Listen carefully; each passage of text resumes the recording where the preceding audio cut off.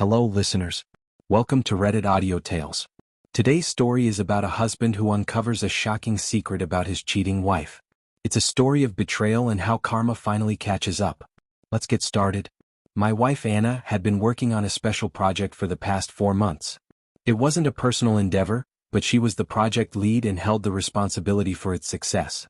This project was crucial for both her and her company, Covington Group, as there was a real chance the company would collapse if it wasn't completed successfully. Anna had a bachelor's degree from Albright and an MBA from Wharton. She was definitely the smartest person in our family. I, on the other hand, started working as an auto mechanic right after high school, and after 21 years I was still in the same trade. I didn't mind though. I enjoyed the work and it paid well enough to support Anna through college and raise our 2 kids. We weren't living luxuriously, but we were getting by. Anna got pregnant just 3 months after we married at 18. The first few years of our marriage were tough as we lived with my parents in their big house. With 4 of my siblings already gone, they had the space, and it also meant we had built-in childcare while Anna pursued her college degree. It took her 6 years to complete her 4-year degree, thanks to 2 pregnancies along the way, but she managed to get through it. Meanwhile, I worked steadily and picked up overtime whenever necessary. After Anna graduated from Wharton, we rented our own place. She had offers from several large firms, but they all required us to relocate. I was okay with moving, but Anna wanted to stay close to home. That's why she chose to work at Covington Group. It paid well, but more importantly, it gave her responsibility and the chance to move up in the company. Anna was a dedicated, hard-working employee. The big presentation was set for Thursday at the Recent Hotel in Philadelphia. I took a few days off from my job to help her however I could. In the end, all I really did was prepare some meals for her when she came home. I didn't understand much about her job, and honestly, I didn't feel the need to know. High-level corporate business had never really interested me. Businessmen from Europe, Asia, and South America frequently visited, and the company covered their airfare and provided rooms at the expensive Recent Hotel. From what Anna had mentioned, the company seemed to be overestimating its finances, which made the extravagant spending even more concerning. Her presentation was crucial, not only for her and the company but also for the more than 200 employees who depended on its success. Until Tuesday evening, everything seemed to be going smoothly. Anna came home in a new gray suit with a white blouse. She laid out everything she needed on the bed in the guest room. When it came to housekeeping, she was pretty laid back, but when it came to work, she was incredibly meticulous. I didn't understand why she needed to lay out her fancy underwear, but I kept quiet. In addition to her suit for the presentation, she also had a few cocktail dresses for the social events surrounding the conference. I had always avoided such events, but I felt obligated to attend with her if she wanted me there. She thanked me for the offer but said it wasn't necessary. Before leaving work, Anna made sure everything she needed, materials and equipment, was neatly packed in the trunk of her Volvo. She drove the car herself to ensure everything was in perfect condition. She had all of Wednesday to prepare and socialize with her guests in the evening. Anna was so skilled at what she did that I felt like it might be better if I just stayed out of her way. By Wednesday night, Anna had double-checked everything and was ready to unwind. All she needed now was a hot shower and a good night's sleep. That's when I made my mistake. While she was showering, I started going through her things on the bed thinking I might help out. But instead, I ended up causing trouble. As I shifted things around, a small white envelope fell out of her makeup bag. It was from a drugstore, but not the usual one we used. Inside were 10 pills and the instructions were unclear. Take 1 pill and if necessary a second pill 12 hours later. I had no idea what the medication was and I thought it might be something to help with anxiety or nerves, but the instructions didn't make sense. The prescription was in her name. I put the envelope back where I found it as Anna finished her shower. I decided I wanted to know more about the medication before confronting her. Of course, mentioning it would mean admitting I had gone through her things and I hated dilemmas like that. After Anna had gotten ready for bed, I went to the computer and typed in PRC. 10 minutes later, I joined her under the covers, but I lay awake all night, wondering why she had picked up a prescription for the morning after pill, especially after I had a vasectomy 10 years ago. The next morning I woke up early but I wasn't rested. I took a long walk hoping it would help clear my head. Reluctantly, I headed home, dreading what might happen when I got there. Our son Josh had joined the Navy after high school and was in his freshman year in San Diego. Our daughter, Elaine, married her childhood sweetheart last year and had just moved to Dallas. That left just Anna and me. I missed the kids, but I looked forward to growing old with Anna. She was the only woman I'd ever been interested in, and now it seemed everything was falling apart. If Anna was having an affair, she was hiding it well. Of course, I never checked up on her, never looked at her emails or cell phone calls. I had no reason to. I trusted her completely. I had no idea what she was doing at work or after work, but I trusted her. When I got home, Anna was in the kitchen. "Where the hell have you been? Want some eggs or something?" "No, just coffee." Not feeling very talkative. "What's wrong, honey?" she asked. "It's only for 3 days. You can come if you want, but you'll be bored to death. I really don't want to go, but I hate leaving you alone. I worry when you're not here." "That's sweet, darling, but it'll be fine. I'm not leaving the hotel most of the time. I'll spend most of today making sure the conference room is ready, and tonight I'll be meeting with potential clients. Tomorrow I probably won't even have time to pee. I'll be home as early as possible on Friday. I promise you a great weekend if you know what I mean." That all sounds good, but you can't blame me for worrying. I'm just an auto mechanic and I have this beautiful, successful wife. Sometimes it feels like you're more focused on advancing your career than your family. "Stop it," she snapped. "I've always respected what you do for a living. You raised 2 great kids and put me through college. You're a great husband, a great father, and a good provider. Don't ever forget that." I finished my coffee as she cleared the table. "Do you want me to call you?" "No, that's not a good idea. I'll have my cell phone off and we'll turn off the room phone for the night so I can get some sleep. I'll call you every chance I get." I helped her load the car and she was as meticulous about it as she was with everything else. It would take her about 3 hours to get to the recent hotel. I stood on the porch and watched her leave, but I didn't ask her about the pills. The rest of the morning I stayed on the porch, feeling more worried than I ever had before. I felt small, insignificant, and out of my league. I was just a small-town guy with a mediocre job, and she was this successful, powerful woman. It felt like a mismatch, and I couldn't help but wonder if I should have noticed it earlier. I felt foolish. The best suit I owned was a blue blazer and a pair of pants. At least I had a few ties, even though they were at least a decade out of date. I had just finished getting dressed when the landline rang. "Hey, sweetie, I just wanted to let you know I got here okay. The drive was fine, traffic wasn't too heavy. I'll call you tonight. I'm in room 714. If you need to reach me, you can call me on my cell, or I'll be at my parents' or my brother's tonight." "Okay, love you," I replied, hearing the click of the phone. I took my time heading to Philly, not going straight to the recent hotel. I stopped first to grab a steak and cheese, knowing it would be a long night. I wasn't sure what I was going to do. I parked in the hotel garage and just sat there for a while, unsure of when I should go inside. Eventually my cell phone rang and it made the decision for me. "Henry, everything's settled. I'm going downstairs to meet some people and have dinner. You didn't forget anything, did you?" "No, everything's fine. I've got everything in my room for tomorrow.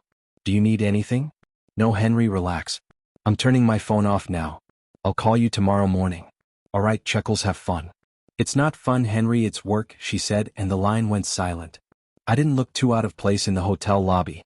The restaurant and conference rooms were packed, so I could remain unnoticed. I picked up a little brochure showing the layout of the hotel rooms and wandered around, stopping to look at the crowd. I had no idea what I'd do if Anna saw me. I'd find out when the time came. I found an event board listing all the rooms being used by the various groups. Covington Group didn't have any rooms reserved for Wednesday night, which struck me as odd. Anna had said she wouldn't leave the hotel, but now I wasn't so sure. There were 3 dining rooms: family, casual, and fine dining. Anna wasn't one for dining with kids, so I went to the casual room first. It only took 5 minutes to confirm she wasn't there. I had better luck in the gourmet lounge. It was a cozy booth tucked in the corner, perfect for private meetings. Anna was wearing a black cocktail dress with a plunging neckline and pearls. She looked elegant, and her companions seemed to appreciate it. I recognized a few of the people Anna worked with, but this man wasn't one of them. He looked familiar, but I couldn't place him. The lounge wasn't crowded and there were plenty of empty seats, so I had no trouble crossing the room. The candles on the tables were small, glass holders, and I blew out mine, telling the waiter it was bothering my glaucoma. I ordered my usual chicken dish and settled in. The waiter poured my coffee for the 3rd time. "Excuse me," I said. "The guy at the table across from me looks really familiar. Do you know who he is?" "Oh sure, that's Lewis Grant. He's a member of the town meeting, and is expected to run for Congress in the next few years. Is that his wife with him? She's very pretty." "No, this is the first time I've seen her. He always uses that table for special ladies, if you know what I mean." I smiled and asked for the check. I had never seen Anna so attentive with a man before. It was as though she was hanging on every word he said like he was some kind of god. They weren't being inappropriate, but it definitely wasn't a platonic or business exchange. When I left, they were finishing their second bottle of wine. Now it all made sense why she brought that fancy lingerie with her. I made myself comfortable in a corner of the lobby where I couldn't be seen. 10 minutes later, they walked out of the restaurant, Anna holding his hand as they made their way across the lobby to the elevator. I watched the elevator's floor indicators carefully. When it stopped on the third floor, I felt a flicker of relief. It meant she hadn't taken him to her room. But when it didn't go to the seventh floor, my stomach sank. It meant she had gone to his room just in case I was wrong. I stayed in the lobby and watched the elevator for an hour. People came and went, but Anna wasn't one of them. I retrieved my empty suitcase from the car and headed to the front desk. Even though I could prove I was her husband, it was surprisingly difficult to get a keycard. After a phone call to the room with no answer, they relented. Finally, I was on my way to room 714 with the keycard. I didn't turn on the lights when I entered. Instead, I sat in the dark room for over an hour, making sure she wouldn't return just yet. I packed all her clothes and personal belongings, leaving nothing behind. I checked the package of Previn. There were still 10 pills left. On the dresser, everything was neatly arranged for her presentation the next day. I began filling the suitcase with the 24 specially bound promotional folders and 20 regular folders. A digital projector went in next, followed by her laptop. I took Anna's purse and cell phone, which she had left behind in the room. All she had with her was a small clutch, probably with just a tube of lipstick inside. I carefully checked every corner of the room, making sure I hadn't missed anything. Once I was sure I had everything, I placed her car keys and my wedding ring on the dresser. Aside from those two items, the room was entirely empty. The elevator took me straight to the parking garage, and I had no trouble carrying both suitcases. 20 minutes later, I was on the expressway heading north. It was well past 3 a.m. and I hadn't realized how much time had passed. A little later, my cell phone rang. The caller ID showed the reason's number. Henry? Yes, I responded. Where are you? She asked. I'll be at the house soon, I said, and that was all. The line fell silent. Salesmen often say the first one to speak loses, and it felt like an eternity before she finally spoke again. I'm sorry, she said without asking any questions, and then hung up. I turned my phone off. It was clear she had gone back to her room. Later that day, she was supposed to give a presentation that would save her company and possibly earn her a promotion. I stored the suitcases in the attic of the garage. Anna never went there, and she never would have thought to look for anything there. At this point, I wasn't sure it mattered anymore. I gathered all my clothes and personal belongings. Most men have their own tools, and it's usually a necessity for the job. I stopped by the store to load mine into the Subaru, then picked up my last paycheck. By the time the banks were open, I withdrew all the money from my accounts. I had enough to live on for a few years, but I knew I'd need to find a job soon. Anna and I were similar in that we both loved to work, and I knew I would miss her. I spent a few hours in the Luray Caves and rented a room near Whiteville. I had no clear plan for what came next. On Saturday, I ended up at the Chattanooga Aquarium, mesmerized by the wildlife I had never seen before. I spent several hours just relaxing, and it felt like a good place to be. I bought a year pass to the aquarium, and by dinner time I had secured a place to stay. A mobile trailer in a park. It was furnished and affordable. I didn't need much. On Monday morning, I planned to start looking for work. A good handyman can always find a job, especially if he's willing to work hard. I could keep a low profile until it was time to renew my driver's license or car tags, and I'd deal with those when the time came. On Sunday afternoon, I called Elaine. I felt like I should let her know what was going on, but it turned out Anna had already told her. She was straightforward with Elaine about what happened. She told her she cheated. I found out, I left, and she lost her job. I felt bad that she lost her job, but that was the price she had to pay. I asked Elaine to update Josh the next time she spoke to him, and I also mentioned that I'd check in about once a month to see how things were going. I didn't tell her where I was. By noon the following day, I had a job. It was just a short walk from the trailer park to the Waffle House, right in the middle of the route. What more could a man want? I don't know how they handled the paperwork, but they were paying me $20 an hour with no questions asked. I was content and they were happy. I didn't even need to dip into the money I'd brought with me. About 2 months later, Elaine told me that Anna had moved out and was now living with her parents. Elaine didn't have any more details but was happy to hear that I was settled and doing well. Josh called from San Diego to let me know he was going on a cruise. He worked as an avionics technician on an aircraft carrier. He tried explaining his job, but it went over my head. I never really understood much about technical stuff. Both Josh and Elaine were careful not to say anything negative about their mother, and I appreciated that. Life settled into a routine. I kept in touch with Elaine at least weekly, and Josh and I began emailing regularly.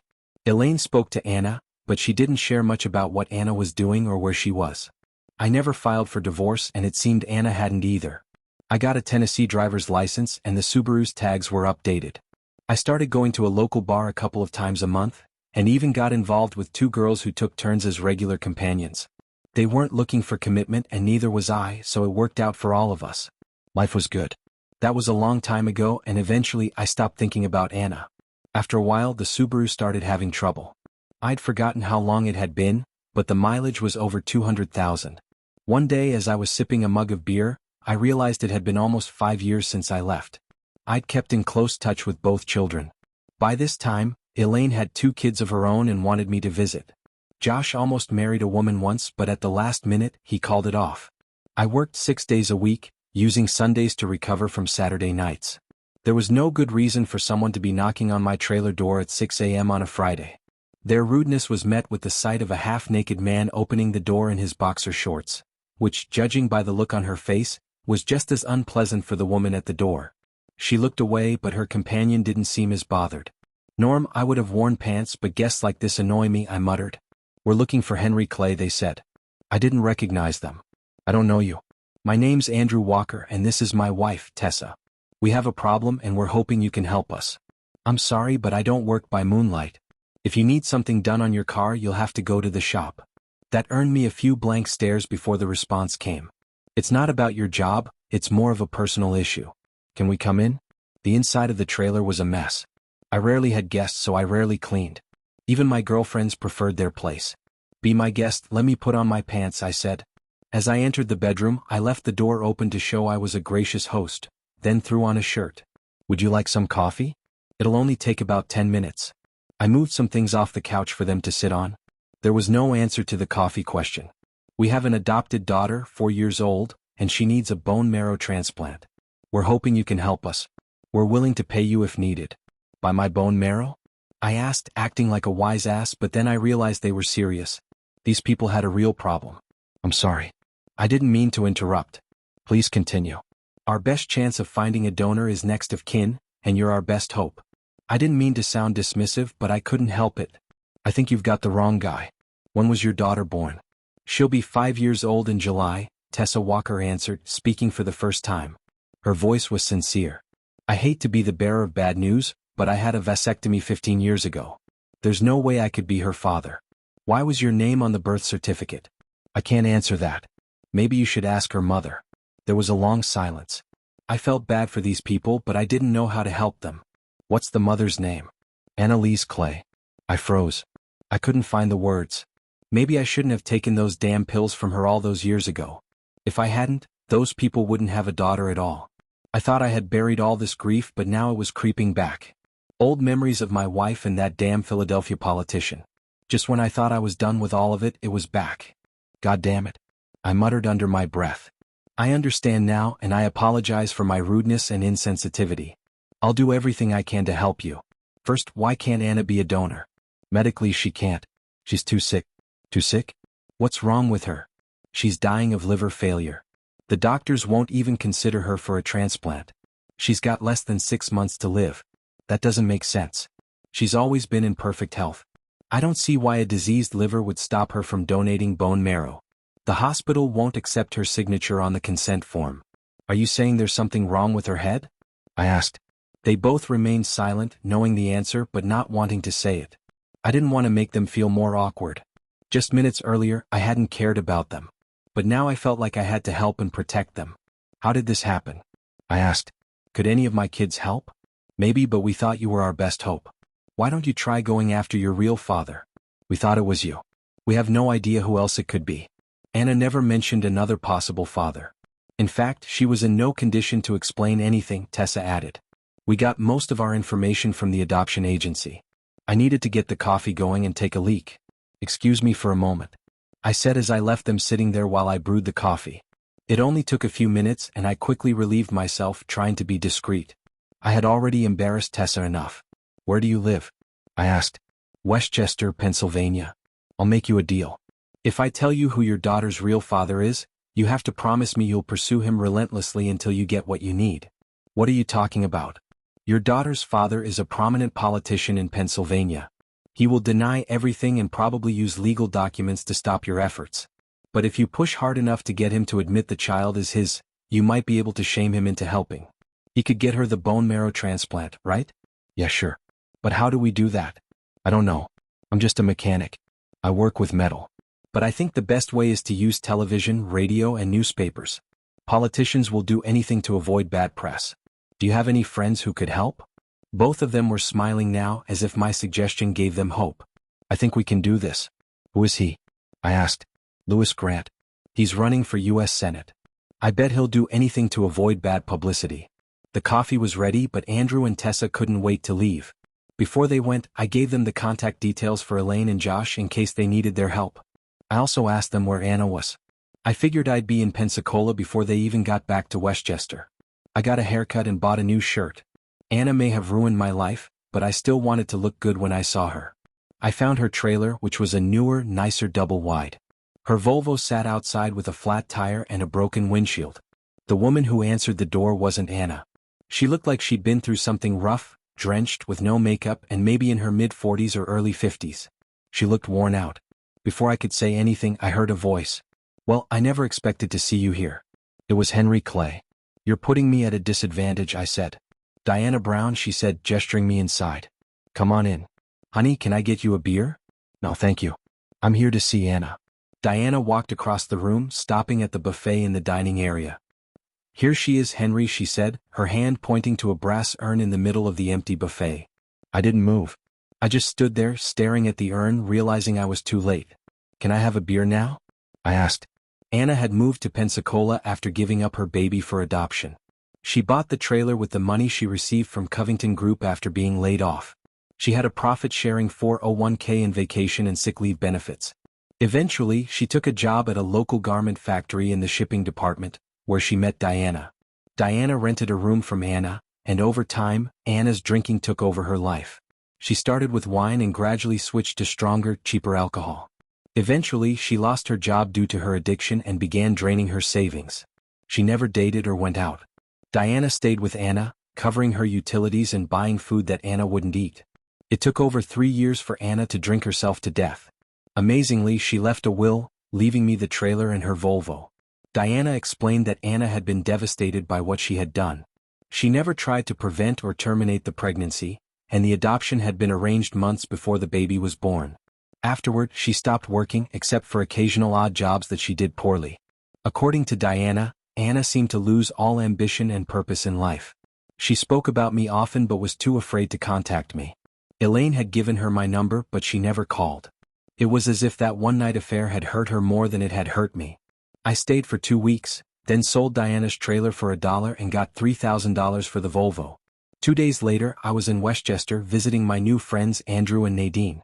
Louis Grant initially resisted, but Andrew and Nadine applied pressure until he gave in. He insisted on DNA tests, which confirmed he was the father.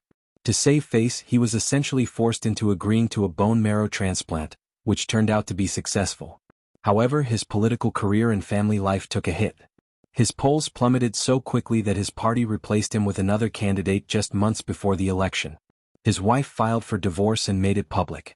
Now, Anna and I are traveling to Dallas to see Elaine and my grandchildren.